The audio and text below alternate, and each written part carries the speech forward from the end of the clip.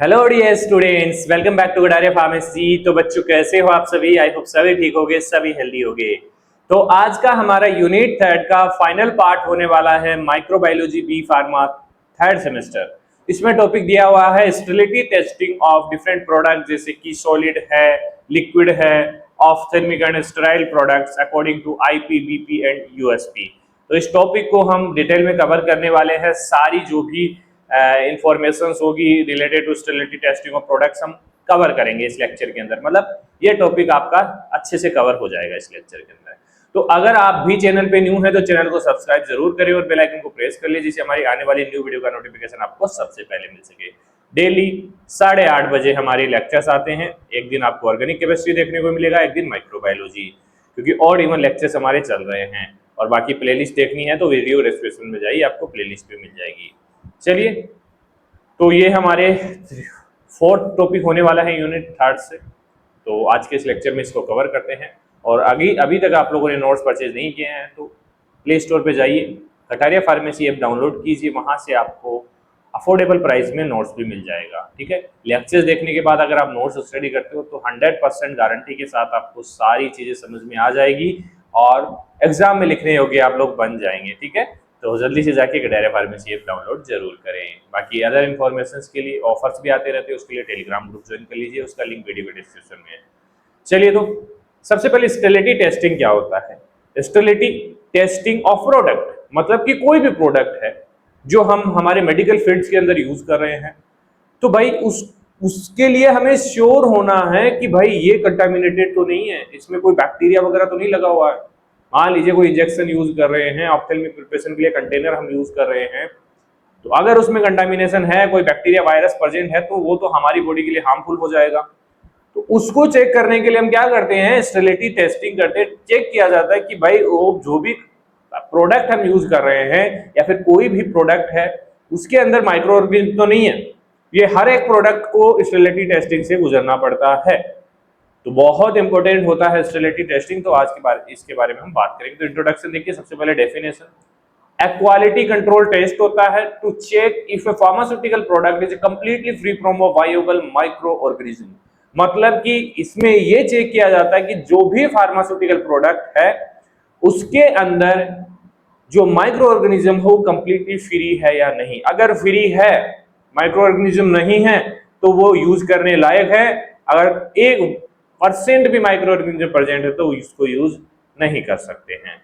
इसीलिए sterility testing की जाती है। गुणवत्ता परीक्षण है जिसमें जांचा जाता है कि कोई भी ड्रग में कोई भी जीवित या सूक्ष्म जीव जैसे बैक्टीरिया, फंगस, स्पोर्स मौजूद ना हो, ये हमारी बॉडी को हार्मफुल होते हैं। एप्लीकेशंस की बात करें, जैसे पेरेंटल प्रिपरेशन में सबसे ज्यादा ऑप्थेल्मिक के अंदर, क्योंकि डायरेक्ट कॉन्टेक्ट होता है भाई ड्रग का।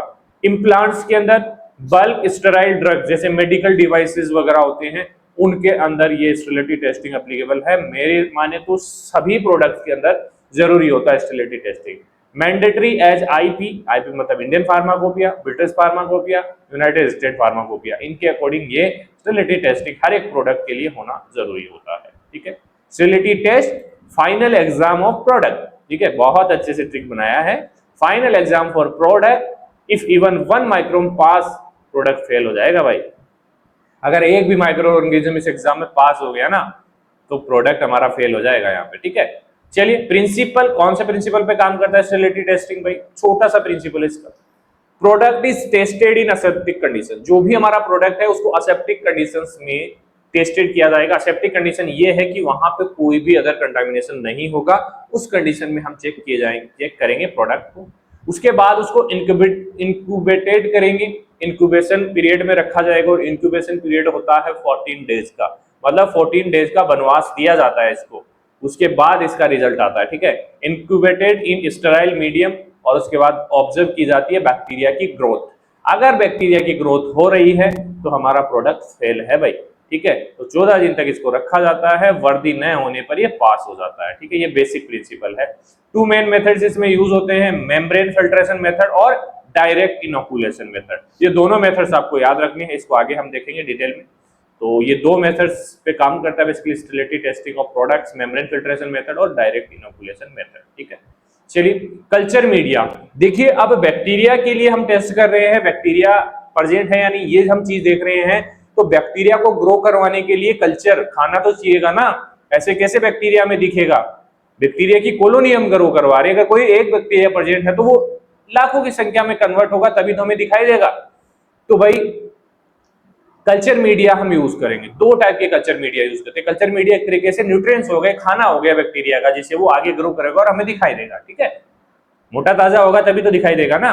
तो न्यूट्रिएंट सॉल्यूशन है use to detect microbial growth, पोषक घोल जिसमें सूक्ष्म जीवों की वृद्धि देखी जाती है। सबसे पहला आता है फ्लूइड थायोग्लाइकोलेट मीडियम, एफटीएम, याद रखना एफटीएम की फुल फॉर्म फ्लूइड थायोग्लाइकोलेट मीडियम, ठीक है। ये फर्स्ट यूज होता है। ये किसके लिए यूज होता है? For aerobic and anaerobic. Aerobic क्या होते हैं बताया हुआ आप लोगों को, एरोबिक ऐसे बैक्टीरिया होते हैं जो ऑक्सीजन की प्रेजेंस में ग्रो करते हैं, और एनारोबिक ऐसे होते हैं जो ऑक्सीजन की एब्सेंट में ग्रो करते हैं, ठीक है। ये चीज आपको पता होनी चाहिए। टेम्परेचर रिक्वायर्ड जो होगा इसके लिए 30 to 35 डिग्री सेल्सियस होगा इस मीडियम का टेम्परेचर, ठीक है। दूसरा आता है सोयाबीन केसिन डाइजेस्ट मीडियम, एससीडीएम। कौन सा? Soybean casein digest medium. ये दोनों मीडियम बहुत इंपॉर्टेंट है बेटा।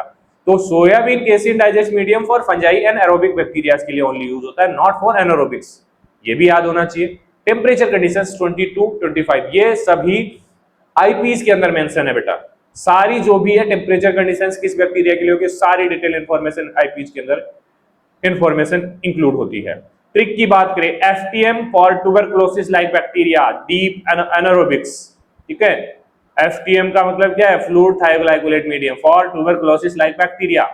एससीडीएम support candida fungi like fungi anaerobics, ठीक है। तो ये आपको याद रह जाएगा, कल्चर मीडिया से यूज होते हैं, बाकी डिटेल में आपको नोट्स में मिलने वाला है। चलिए, मेथड ऑफ स्टेरिलिटी टेस्टिंग। तो सबसे पहला मेथड हमने बताया था कौन सा? Membrane filter method. Membrane filter method सबसे पहले यूज किया जाता है, किसके लिए यूज किया जाता है? पहले इसकी डेफिनेशन देखिए, passing sample through sterile filter और ट्रैप माइक्रोब्स। साफ साफ लिखा हुआ है मेम्ब्रेन फिल्टर, मतलब एक तरीके से एक फिल्टर यूज किया जाएगा जिसमें जो भी सैंपल है, जिसकी टेस्टिंग करनी है हमें, जिसके अंदर माइक्रोब चेक करना है, उसको उससे पास कराएंगे, तो जो माइक्रोब्स है वो मेम्ब्रेन फिल्टर के आसपास रह जाएंगे, ठीक है। क्योंकि मेम्ब्रेन फिल्टर को बैक्टीरिया पास नहीं कर पाते हैं, तो वहां से उनको कलेक्ट करके उस जो भी मटेरियल ऊपर रहेगा मेम्ब्रेन फिल्टर के, उसको कलेक्ट करके उसको उसकी इंक्यूबेट किया जाएगा, उसको ग्रो किया जाएगा, ठीक है। तो कौन कौन सी स्टेप इसके अंदर होती है, बहुत इजी तरीके से हमने यहाँ पे रिप्रेजेंट किया है, डिटेल में आपको नोट्स में मिलेगा। अब काफी बच्चे ऐसे सोचते हैं सर इतना सा आप पढ़ा रहे हो यहाँ पे, क्या होगा इससे? बेटा भाई अगर ये समझ लिया ना आप लोगों ने, तो आप चाहे कितना ही बड़ा टॉपिक ये पढ़ लो, समझ में आ जाएगा, और डायरेक्ट पढ़ोगे तो नहीं समझ में आएगा। ये फायदा है लेक्चर्स का, ठीक है। तो लेक्चर्स का मतलब ये है कि आपको चीजें समझ में आए तो पढ़ लोगे आप, अगर चीजें समझ में नहीं आएगी तो कुछ नहीं पढ़ पाओगे, ठीक है। चलिए, फर्स्ट स्टेप जो होता है, पास सैंपल थ्रू 0.45 माइक्रोमीटर मेम्ब्रेन से गुजारा जाता है, ठीक है। वॉश करेंगे, उसके बाद फिल्टर विद स्टेराइल फ्लूइड, उस फिल्टर को वॉश किया जाएगा, ठीक है। उसके बाद उस फिल्टर जो भी मेम्ब्रेन फिल्टर उसको कट कर लेंगे दो पार्ट्स में, ठीक है। एक पार्ट बेसिकली फ्लूइड थायोग्लाइकोलेट मीडियम में डाल देंगे, दूसरा सोडियम केसिन डाइजेस्टेड मीडियम में डाल देंगे, दोनों में अलग अलग मेम्ब्रेन फिल्टर का पार्ट हम डाल देंगे। उसके बाद उसको इंक्यूबेट करेंगे 14 डेज के, ठीक है। इंक्यूबेशन का एक एपरेटस आता है, वो आप लेबोरेटरीज में जाके देख सकते हैं। चेक करेंगे टर्बिडिटी की, भाई कौन से सॉल्यूशन के अंदर टर्बिडिटी आई है, क्योंकि यहाँ पे तो दोनों मीडियम यूज कर सकते हैं, क्योंकि किसी भी टाइप का बैक्टीरिया हो सकता है।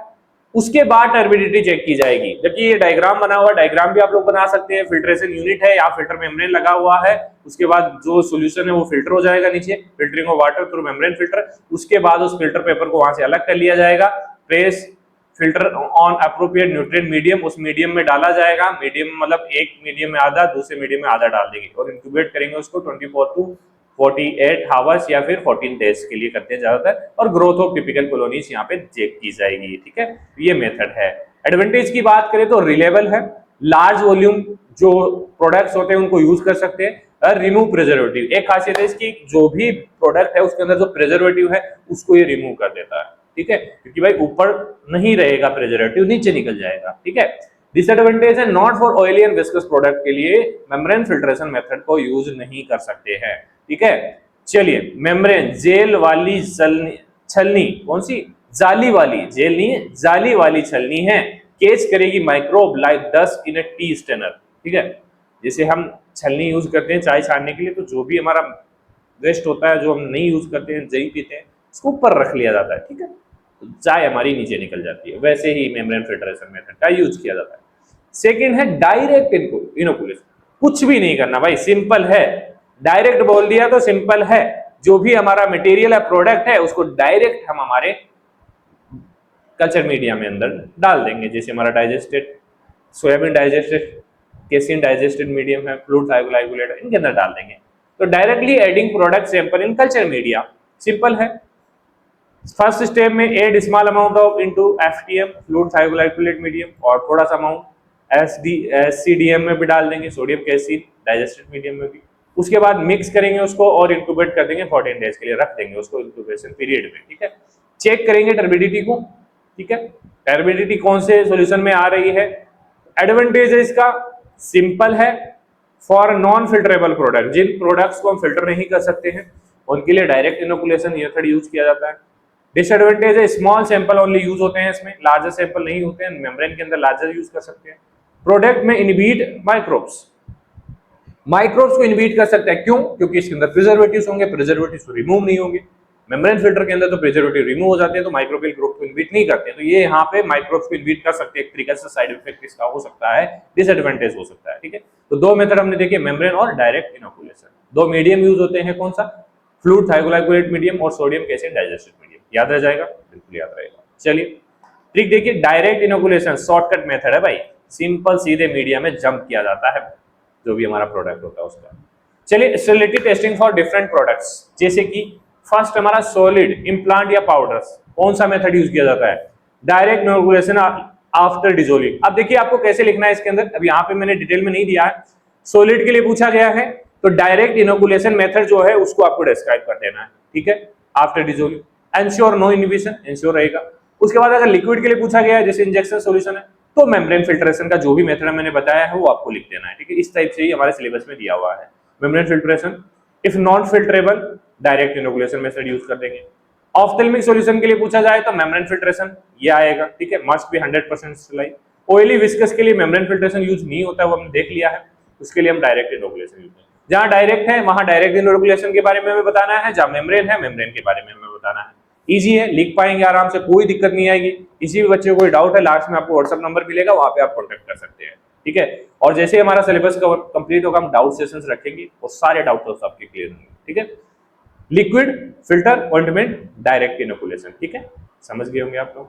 कंडीशन एंड प्रिकॉशंस क्या क्या बरतने हैं, मतलब क्या क्या प्रिकॉशंस रखने होते हैं। Special care to avoid contamination during sterility. सबसे पहले तो भाई ऐसी कोई भी चीजें की जाती है, टेस्टिंग की जाती है, क्वालिटी एश्योर की जाती है प्रोडक्ट की, तो एक स्टेराइल एरिया में, असेप्टिक एरिया में, जिसके अंदर कोई भी कंटामिनेट ना हो अदर, है ना, उसके अंदर बैठ के काम किया जाता है। ठीक है, तो use sterile laminar air flow cabinet. आपने देखा होगा आपके कॉलेज में लेमिनर एयर फ्लो कैबिनेट बना हुआ होगा, आप देखना जाके टीचर से पूछना कि हमें लेमिनर एयर फ्लो कैबिनेट दिखाइए। चारों तरफ कवरिंग होगी, उसके बाद अंदर जाओगे, अंदर एक चेंबर होगा, उसके अंदर आप जाओगे तो एक मशीन रखी हुई होगी, एक बॉक्स टाइप रखा होगा, उसके अंदर रख के हमें काम करना होता है। ये होता है air flow, laminar air flow cabinet. ठीक है, ऑपरेट वियर स्टेराइल ग्लव, जो भी ऑपरेटर है वो स्टेराइल ग्लव्स पहनेगा, गाउन पहनेगा, मास्क पहनेगा। ठीक है, क्योंकि उससे भी कंटामिनेशन हो सकता है। Negative control, media only must stay clear, media का ही यूज किया जाएगा, वहां पे कोई भी अदर प्रोडक्ट नहीं जाएगा। पॉजिटिव कंट्रोल में विथ नॉन माइक्रोब्स, कि पता होना चाहिए कि हाँ पॉजिटिव का मतलब कि पता है कि भाई इस टाइप का माइक्रोब इसके अंदर हो सकता है, तो मस्ट शो ग्रोथ, इसकी ग्रोथ आसानी से आप लोग देख सकते हैं, क्योंकि इतने मेथड्स यूज नहीं करने पड़ेंगे। स्टेरिलिटी टेस्ट एक तरीके से एग्जाम हॉल की तरह है, कोई भी चीटिंग नहीं होगी, यहाँ पे कोई भी कंटामिनेशन नहीं होगा। इन्विजिलेटर जो भी कंट्रोल कर रहा है, जो भी प्रोडक्ट मतलब वहां पे टेस्ट कर रहा है, मस्ट चेक करता रहेगा, चीजों को चेक करके ही वहां पे प्रोडक्ट को स्टेलाइट करेगा, स्टेरिलिटी टेस्ट करेगा। ठीक है, चलिए इंटरप्रेशन एंड रिजल्ट। अब रिजल्ट की बात आती है, भाई क्या क्या होगा, तब क्या होगा। तो सबसे पहले अगर ग्रोथ नहीं हुआ है, टर्बिडिटी नहीं आया, तो हमारा सैंपल पास हो गया, सिंपल है। ग्रोथ हो गया है तो फेल हो गया भाई, उसको दोबारा से ले जाइए। ठीक है, कोई काम नहीं है उसका। If fail, check whether contamination was during test और प्रोडक्ट प्यूरी नॉन स्टेराइल। ठीक है, उसको पास कर दिया कि भाई स्टेराइल नहीं है, इसको स्टेराइल कीजिए। ठीक है, तभी ये आगे जा पाएगा। Clear media, clear result, cloudy media, cloudy feature. ठीक है, समझ गए होंगे आप लोग। भाई छोटे छोटे ट्रिक से आपको चीजें याद रहेगी। ठीक है, तो मेरिट डिमेरिट्स देखते हैं हम इसके। क्या क्या मेरिट्स है भाई? एंश्योर करेंगे सेफ्टी, सेफ्टी जरूरी है। मेडिसिनल अगर ड्रग्स की बात आती है तो सेफ्टी जरूरी है पेशेंट की, तो safety of parental ophthalmic products, जिसे हम भी सेफ रहेंगे। ठीक है, detect wide range of micro organism को डिटेक्ट किया जाता है कि कोई प्रेजेंट तो नहीं है। Membrane method allow large volume testing के लिए मेम्ब्रेन मेथड्स का यूज किया जाता है। डीमेरिट्स की बात करें तो भाई हर एक चीज की डीमेरिट्स है कि टाइम लगता है, इसमें 14 दिन का वनवास इसको झेलना पड़ता है। ठीक है, required skilled aseptic handling, aseptic area की रिक्वायरमेंट इसमें पड़ती है। Can not detect dead micro, और डेड माइक्रो ऑर्गेनिज्म कैसे ग्रो करेंगे, तो उनको यहाँ पे डिटेक्ट नहीं किया जा सकता है। Trick sterility test slow but sure, take 14 days. ठीक है, तो ये है मेरिट्स एंड डीमेरिट्स। चलिए लास्ट है फार्माकोपियल रिक्वायरमेंट। देख लिए वैसे हमने। सबसे पहले तो मेम्ब्रेन फिल्ट्रेशन मेथड और डायरेक्ट इनोकुलेशन मेथड का यूज होगा। इंक्यूबेशन पीरियड 14 डेज होगा। मीडिया जो होगा 2 मीडियम हो, कौन सा यूज होगा बताइए, याद है क्या आपको? फ्लूइड थायोग्लाइकोलेट मीडियम और sodium casein digested medium. Temperature होगा 30 to 35 और 20 to 25 डिग्री सेल्सियस। 14 डेज का वनवास हर प्रोडक्ट को गुजरना ही पड़ेगा। ठीक है, तो ये हमारा कंप्लीट हो चुका है यूनिट 3। अब हम स्टार्ट करेंगे यूनिट 4। तो जिसने भी अभी तक नोट्स परचेज नहीं किया है, सभी सब्जेक्ट के नोट्स अवेलेबल हो चुके हैं ऐप पे, जाके आप लोग ले सकते हैं। तो अगर कोई प्रॉब्लम आ रही हो किसी भी चीज से रिलेटेड तो आप व्हाट्सएप पे कांटेक्ट कर सकते हैं। ठीक है, चलिए मिलते हैं नेक्स्ट लेक्चर में। धन्यवाद।